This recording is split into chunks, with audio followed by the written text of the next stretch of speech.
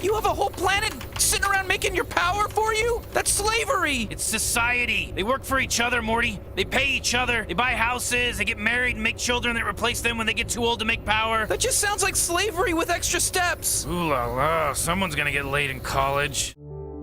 Are you ever worried that your indentured assets are working inefficiently? Do concerns over stability and the open revolt of your less fortunate citizens keep you awake at night? The answer to both of these worries is the humble Thrall World. Let's dive in and find out what that means. And if you enjoyed this video, please enslave that like button. Thrall Worlds offer some unique bonuses and options for any civilization with an overabundance of prisoners with jobs.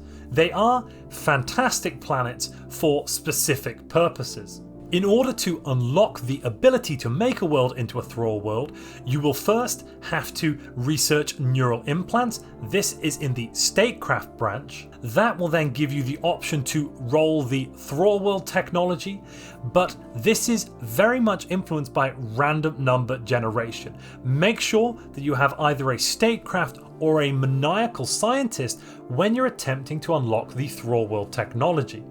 As soon as you do, research it and you will have the decision available to create Thrall Worlds for the low cost of 100 influence. Once you have unlocked the decision, there are two main ways to go about making a Thrall World. The first is to colonize a new virgin planet and make sure to resettle some prisoners with jobs over there. You'd have to have slaves on the world when you designated a Thrall world, then simply use the Create Thrall World decision, and you will see a distinct change to the planet that you are on.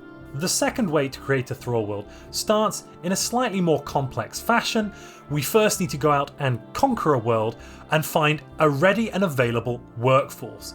In my opinion, this is something that can be quite effective when you have conquered enemy planets and you want to turn their population to work. You don't want to have to deal with any stability issues, and you want to maximize your resource outputs to funnel into your core worlds.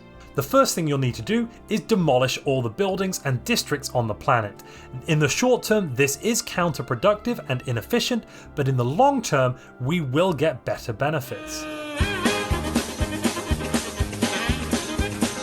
Once we've demolished all the buildings, we will have a massive housing, amenity, and employment problem.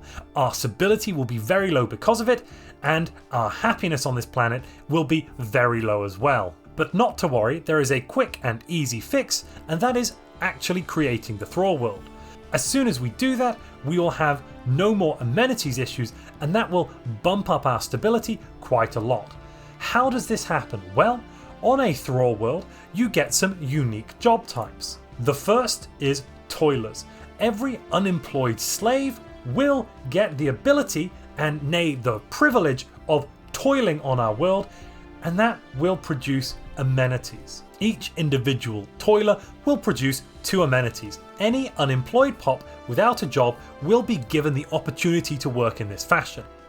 We'll also get the ability to employ slaves as overseers. As you see, some of our slaves are more equal than others. These overseers will both decrease crime and increase happiness on the planet. That puts the happiness overall to a whopping 75% on this world. We will also get access to the Governor's Palace unique building. This is the colony capital, and this is very specific to Thrall Worlds. It unlocks half of the building slots straight out of the gate. Why is that important? Well, we get some specific and unique buildings on our Thrall Worlds. As you can see, we can't build any industrial districts or city districts on Thrall Worlds. We can only build basic resource districts along with buildings. But these basic resource districts don't provide very much housing. Luckily, we have access to the very cheap and very effective slave hut building. This will enable us to increase the housing on our world and thus bring our stability back up. The next thing you'll want to do is start building resource districts in order to get your population working.